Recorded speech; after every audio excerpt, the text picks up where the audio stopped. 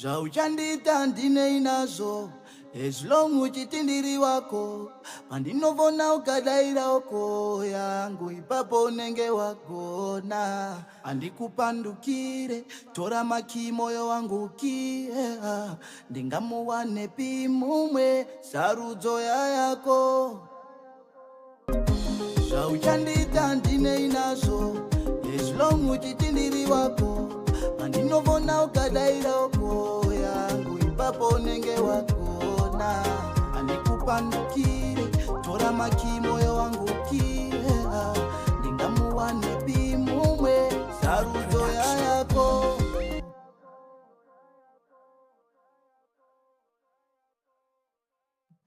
Zvauchandita ndine inazo as long uchitindiri wako pandinovona ukadaira oko yangu ipapo unenge wagona. Andikupandukire tora maki moyo wangu kie ndingamuwanepi mumwe sarudzo yako.